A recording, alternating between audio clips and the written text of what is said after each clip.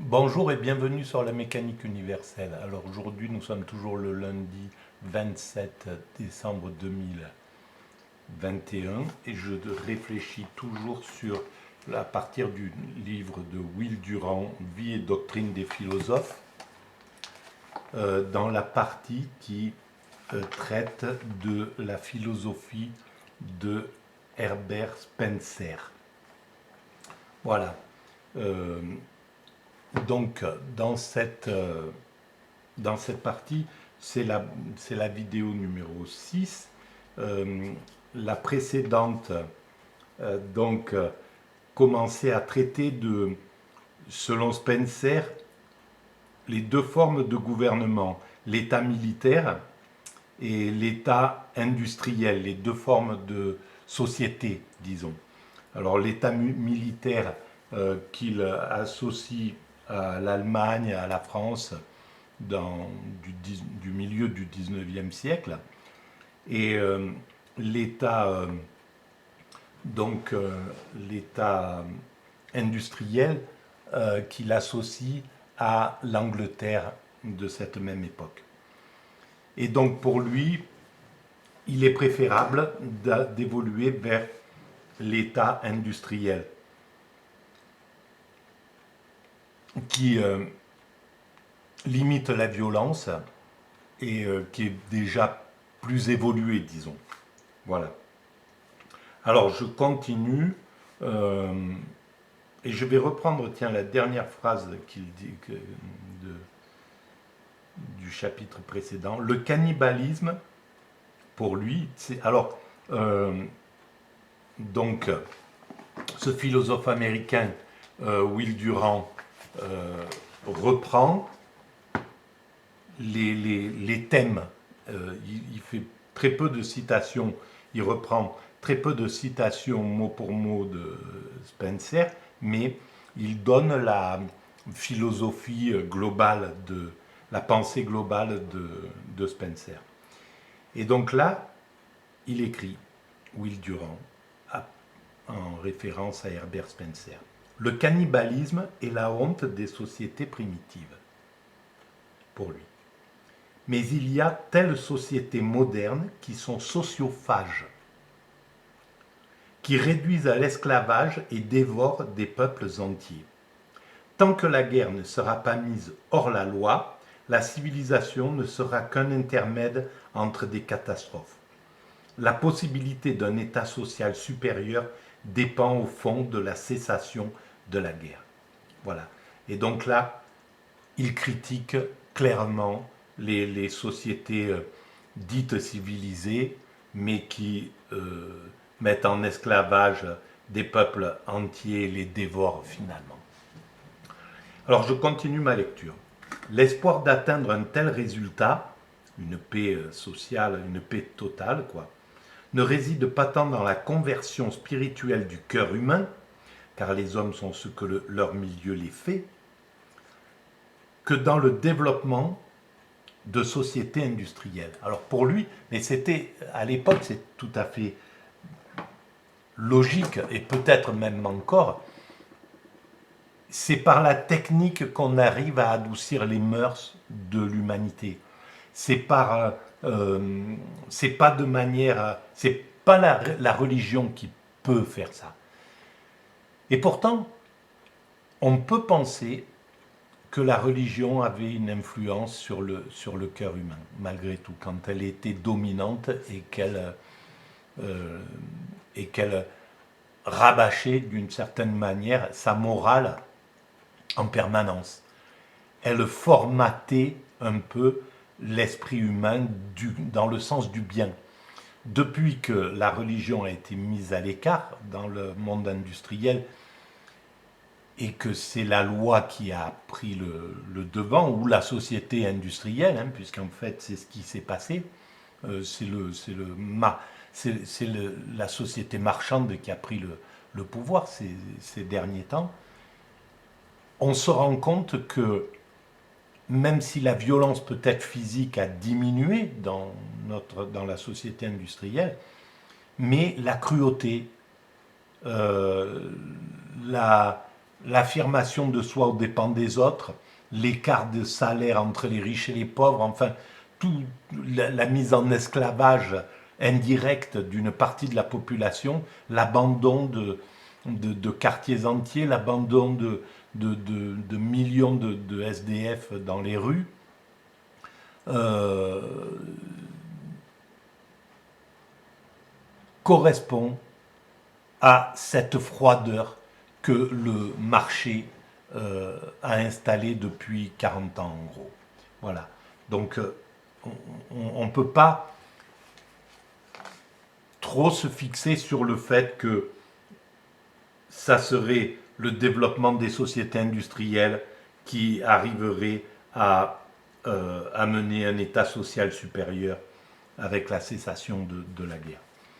Donc je continue. L'industrie contribue à l'établissement de la démocratie et au maintien de la paix, pour lui. Il a raison. Quand la vie cesse d'être dominée par la guerre, 1000 centres de développement économique surgissent et le pouvoir est libéralement réparti sur une grande partie des membres du groupe. Donc on enlève la dominance unique, l'autocratie en somme, l'aristocratie, voilà. C'est un gouvernement beaucoup plus vaste, mais on n'est toujours pas, là on est clairement rentré dans une oligarchie, on n'est pas du tout dans un système favorable à une démocratie claire. Puisque la production ne peut prospérer que par la liberté d'initiative, une société industrielle abolit ces traditions d'autorité, de hiérarchie et de caste qui fleurissent dans les États militaires. Il faut resituer cela au XIXe siècle. On sortait en somme de Napoléon et un siècle avant, c'était la royauté qui était à l'œuvre. Puisque la production ne peut prospérer donc que par la liberté d'initiative, une société industrielle abolit ces traditions d'autorité, de hiérarchie et de caste qui fleurissent dans les États militaires et sous lesquels fleurissent les États militaires. Le métier de soldat cesse d'être tenu en haute estime. Et il a raison dans ce sens-là. C'est la valeur, là, en ce moment, c'est la valeur du marchand, c'est la valeur, celui qui est pris en haute estime, c'est le tapis, c'est le Berlusconi, c'est celui qui réussit dans le monde, dans le marché, quoi. Voilà. La paix du pays devient la première condition de sa prospérité. Bien sûr, dans un système de marché, c'est la paix qui est nécessaire. Mais ça n'empêche pas que la violence du système de ces 40 ans de marché a été expulsée à l'extérieur de l'Europe. Effectivement, en Europe, on a réussi à gagner la paix. Mais ce n'est pas pour ça que les Américains, l'Europe, ne sont pas partis dans d'autres pays se défouler d'une certaine façon, exprimer leur violence, exprimer leur désir de domination, d'asservir et de prédation. Donc, voilà, on ne peut pas dire que ça ait vraiment marché, le passage du spirituel, on va dire, au système de marché.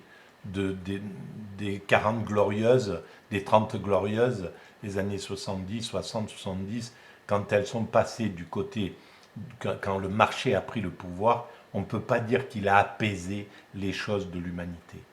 Non, il avait un rôle très important à jouer pour universaliser l'humanité avec la mondialisation, mais ce n'est pas un pacificateur. Le marché n'est pas un pacificateur.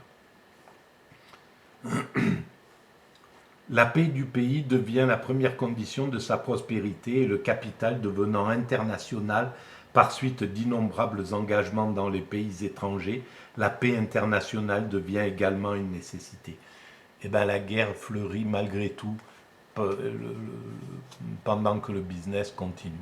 Et ça c'est un peu terrible de constater cela, que l'Occident a privilégié le chaos en Afrique plutôt que le commerce, plutôt que de développer vraiment, apaiser le monde à travers le commerce, à travers enrichir le monde, le développer, lui amener la prospérité, lui amener les valeurs d'égalité, etc.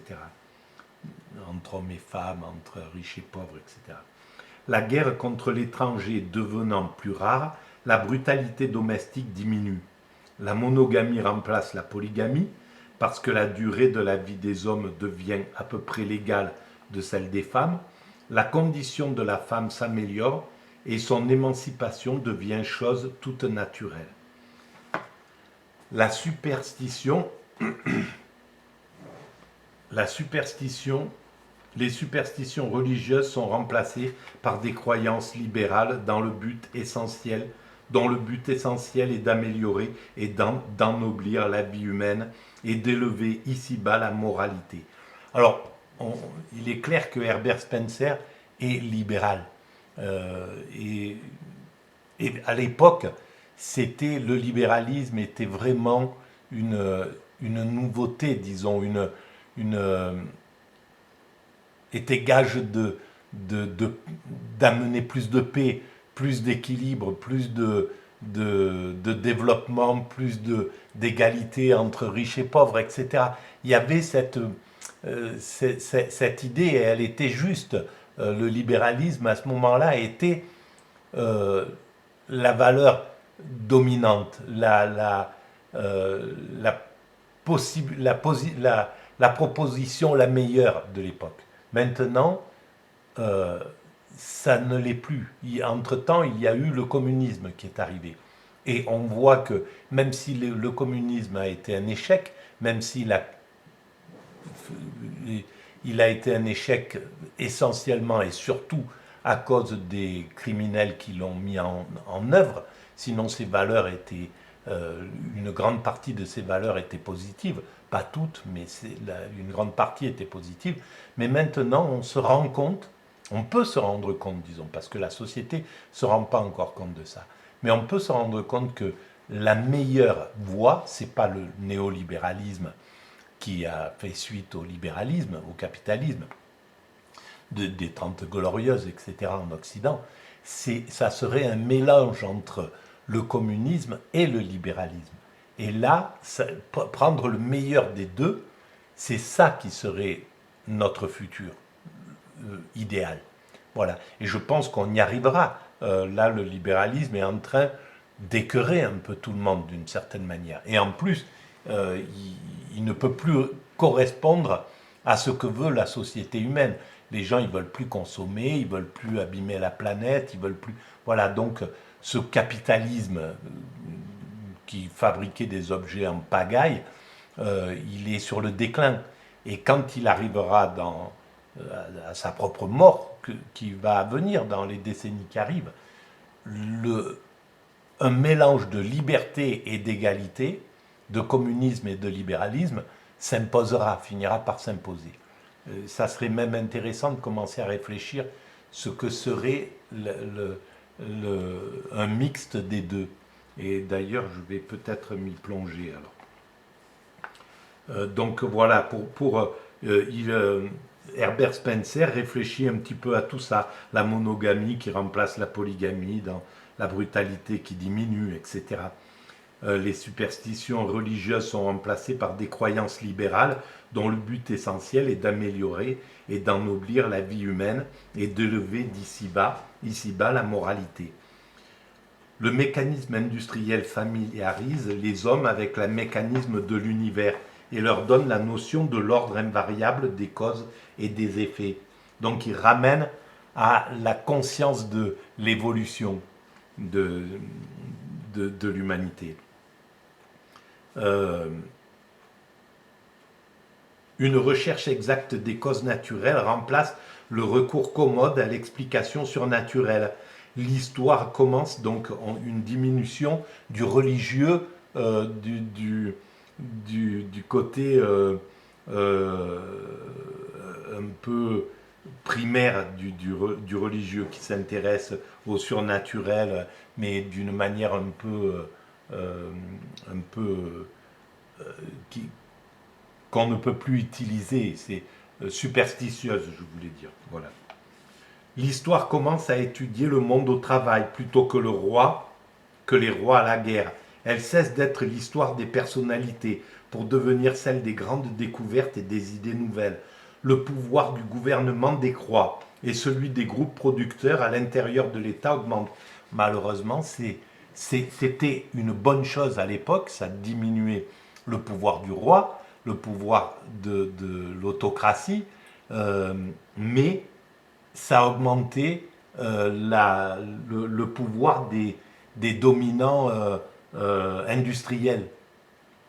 Et c'est là où, et malheureusement, en leur donnant du pouvoir au 19e siècle, fin du 19e siècle, les industriels ont été des tortionnaires absolus, la plupart. Il y avait quelques industriels qui avaient des idées généreuses, mais la plupart des patrons maltraitaient leurs ouvriers, les abusaient complètement. Et donc, c'est là où ça ne pouvait pas fonctionner.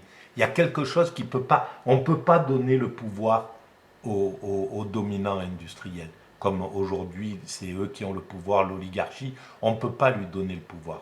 On ne peut pas donner le pouvoir à un roi, comme c'est le cas en France, c'est-à-dire un chef d'État qui a le droit de prendre des décisions contre son peuple, d'utiliser, voilà, une fois qu'il a la majorité à l'Assemblée, il fait ce qu'il veut et il impose vraiment ce qu'il veut, et ça, c'est plus tolérable non plus. C'est quelque chose qui est extrêmement archaïque et qui pose un gros problème à la société. Et de la même manière, on ne peut pas laisser le pouvoir euh, au patronat, quoi. Donc, ça contredit ce que pensait Herbert Spencer. Mais à son époque, c'était un peu logique de penser ce qu'il pensait.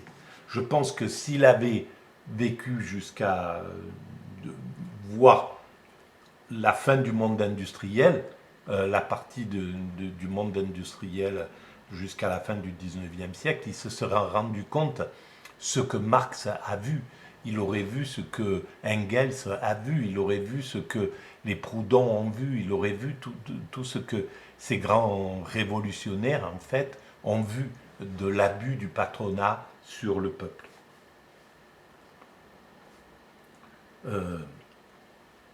Le pouvoir du gouvernement décroît et celui des groupes producteurs à l'intérieur de l'État augmente. Il y a passage de l'État au contrat, de l'égalité dans la subordination à la liberté dans l'initiative, de la coopération obligatoire à la coopération dans la liberté. Donc il voit le côté de la coopération obligatoire, c'est le communisme d'une certaine manière. Mais il ne peut pas en voir les bonnes choses, d'abord parce que c'est une coopération obligatoire. Il manque la liberté dans le communisme. C'est ce qui a perdu le communisme. C'était le manque de liberté. Euh, voilà, les idées étaient bonnes, mais le monde n'était pas préparé pour une autorité, pour une coopération obligatoire, pour une bonté obligatoire, pour une égalité obligatoire. Non, il y avait quelque chose qui a été trop radical à ce niveau-là. Le contraste entre les types guerriers et les types industriels de société se manifeste par le fait que se substitue à la croyance que les individus existent pour l'État, la croyance que l'État existe pour les individus. D'accord, voilà, on comprend tout ça.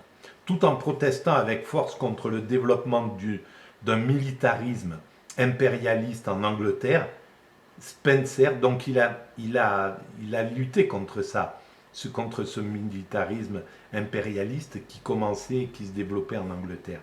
Spencer choisissait son pays comme type d'approche de la société industrielle et désignait la France et l'Allemagne comme des exemples de l'État militant. Et c'est clair que c'est pas pour rien qu'on se battait tout le temps, quoi. France-Allemagne, c'était des guerres incessantes. Donc, il y avait vraiment ce côté de militarisme imposé. Voilà. Les journaux nous rappellent de temps en temps la rivalité de l'Allemagne et de la France dans le développement de leurs forces militaires. Dans ces deux pays, le corps politique emploie le meilleur de ses énergies à augmenter ses armements. Et tout accroissement d'une part provoque immédiatement de l'autre un accroissement correspondant. Voilà, c'est exactement ce qui se passe entre les Américains qui stimulent leur armement, qui fait que les Chinois stimulent leur armement, qui fait que les Russes stimulent leur armement, qui fait que les Américains stimulent leur armement, les Européens stimulent leur armement, enfin bref. C'est l'absurdité du cerveau primaire de ces dominants, malheureusement. Ils ne peuvent pas tomber réduire ce système parce qu'ils sont basés sur la peur et sur l'étroitesse de cerveau. Leur cerveau est extrêmement bloqué, il est extrêmement réduit. Ça fait leur qualité. C'est leur qualité de chef d'État qui sont fonceurs, qui ont peur de rien, que rien ne peut déstabiliser, mais leur cerveau est extrêmement étroit et bloqué, fermé. Ils ne peuvent pas réaliser que c'est une absurdité de partir, de mettre des 1000 milliards dans l'armement et se stimuler comme ça des deux côtés, alors qu'on pourrait chercher des compromis, chercher la paix, développer la diplomatie, voilà, au lieu de développer l'espionnage et enfin, tout ce dont a déjà parlé Jean-Jacques Rousseau dans son projet de paix perpétuelle. On fait l'inverse de ça, parce que ces gens-là sont des paranoïaques. C'est les paranoïaques qui nous gouvernent, tout simplement. Et donc, on a ce problème-là. D'ailleurs, ça serait vraiment à réfléchir, quoi. Récemment, le ministre français des Affaires étrangères faisait allusion à la Tunisie, au Tonkin, au Congo, à Madagascar, insista sur l'obligation où l'on s'était trouvé de rivaliser avec d'autres nations en déprédation politique et soutint qu'en s'emparant par la force de territoires possédés par des peuples inférieurs, la France avait reconquis une partie de la gloire que tant de nobles entreprises dans les siècles passés lui avaient assurée. Ça, c'est Herbert Spencer qui écrit. À partir de les journaux nous rappellent de temps en temps, etc. Donc on voit bien que il y a une idée qui est de domination, quoi. Voilà. La domination, l'esprit de domination est basé sur la peur, quoi qu'il arrive. Ce sont des peureux qui dominent un peuple qui domine un autre peuple, c'est le peuple le plus peureux qui domine un autre peuple, qui va le mettre en esclavage, etc., qui va l'asservir, qui va l'abuser. C'est parce qu'il a peur de lui qu'il le fait, tout simplement. Et donc, cette peur entraîne la paranoïa. Et cette paranoïa entraîne le narcissisme, de dire voilà, on arrive à les dominer parce qu'on est les meilleurs, etc. Non, c'est parce qu'on est les plus cruels, c'est parce qu'on ne comprend rien à l'évolution de l'humanité, c'est parce qu'on a perdu toute la spiritualité, qu'on n'arrive pas à comprendre qu'on peut faire la paix, parce qu'on a peur de l'autre, parce qu'on l'imagine aussi tordu que nous-mêmes, aussi pervers que nous-mêmes. C'est comme ça qu'un État domine un autre État, parce qu'il imagine aussi narcissique que lui, ce qui n'est pas vrai. Les Occidentaux qui ont massacré les Indiens en Amérique, c'est parce qu'ils étaient paranoïaques, c'est parce qu'ils n'arrivaient pas à imaginer que ces peuplades-là, que ces peuples pouvaient être bienveillants, avaient une autre philosophie, etc. Nous voyons donc pourquoi, en France comme en Allemagne, un plan de réorganisation sociale où chaque citoyen, soutenu par la communauté, doit travailler pour elle, à obtenir une adhésion assez large pour créer un formidable corps politique. Pourquoi en France des hommes comme Saint-Simon, Fourier, Proudhon, Cabet, Louis Blanc, Pierre Leroux se sont efforcés tantôt par la parole, tantôt par les actes, de susciter quelque forme de travail et de vie communiste. La vérification par contraste s'obtient par le fait qu'en Angleterre, où l'extension du droit de propriété a été moindre qu'en France et en Allemagne, tant du point de vue militaire que du point de vue civil, les sentiments et les idées ont fait moins de progrès dans le sens de cette communauté des biens qu'implique le socialisme. Voilà ce qu'il écrivait, Spencer. Comme le montre cette citation, Spencer croit que le socialisme dérive du type d'État militaire et féodal et n'a aucune attache naturelle avec l'industrie. C'est une erreur, mais bon, voilà. Comme le militarisme, le socialisme signifie centralisation et extension du pouvoir gouvernemental, déclin de l'initiative et subordination de l'individu. Sous un certain angle, c'est vrai, mais c'est plus compliqué que ça. Le prince de Bismarck peut bien pencher vers le socialisme d'État. C'est la loi de toute organisation de se faire plus rigide à mesure qu'elle devient plus complète. Le socialisme serait pour l'industrie ce qu'est pour les animaux un rigide équipement instinctif. Il produirait une communauté de fourmis et d'abeilles humaines et finirait par engendrer un état de servitude bien plus monotone et plus désespéré que l'état des choses actuelles. C'est un peu ce qui s'est passé avec le communisme. Il y a quelque chose qui ne pouvait pas s'adapter. Il manquait de la liberté.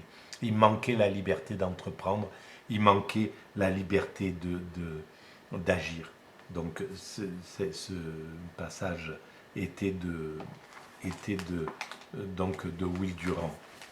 Et là on reprend le texte d'Herbert Spencer.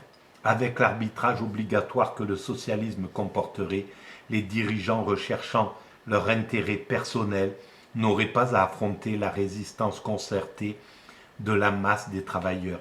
Mais c'est ce que malheureusement a fait aussi le libéralisme. Il a réussi à partir sur son intérêt personnel, à faire partir sur son intérêt personnel nos chefs d'État, à les englober, à les sortir de leur rôle et à faire une sorte de socialisme de dominant, d'une certaine manière. Donc je le relis, avec l'arbitrage obligatoire que le socialisme comporterait, on dit que le néolibéralisme, c'est pareil. Les dirigeants néolibéraux, recherchant leur intérêt personnel, n'auraient pas à affronter la résistance concertée de la masse de travailleurs, parce qu'ils ont réussi à anéantir les syndicats, toute contestation. Et c'est pour ça qu'ils peuvent faire ce qu'ils veulent, les dominants néolibéraux depuis 40 ans. Et leur puissance que n'arrêterait pas comme aujourd'hui le refus de travailler, sauf dans certaines conditions données, s'augmenterait, s'étendrait, se fortifierait irrésistiblement. Voilà ce qu'il pense du socialisme. Il continue. Si de la déréglementation du travail par la bureaucratie, nous passons à la bureaucratie même pour demander qui la réglementera à son tour, nous ne rencontrerons pas de réponse satisfaisante. Dans ces conditions, une nouvelle aristocratie se constituera, et c'est ce qui s'est passé avec le néolibéralisme. Une nouvelle aristocratie s'est constituée. Se constituera forcément, pour laquelle travailleront les masses. C'est exactement ce qui se passe avec le néolibéralisme. Et qui, grâce à leur appui, finira par disposer d'un pouvoir bien plus grand que n'importe quelle aristocratie des temps passés. Et c'est exactement ce qu'a fait le néolibéralisme. C'est quelque chose d'incroyable, mais on est obligé de constater que c'est la réalité. Et ils ont réussi à faire que les travailleurs travailleront, les masses pour eux, que les masses ont travaillé pour ce néolibéralisme, pour les quelques dominants de ce néolibéralisme. C'est vraiment fondamental ce qu'il a écrit, et je vais en faire quelque chose d'ailleurs de ça. Bon, voilà, là j'ai dépassé mon taux de temps, donc je continuerai à la prochaine vidéo. Merci, à bientôt.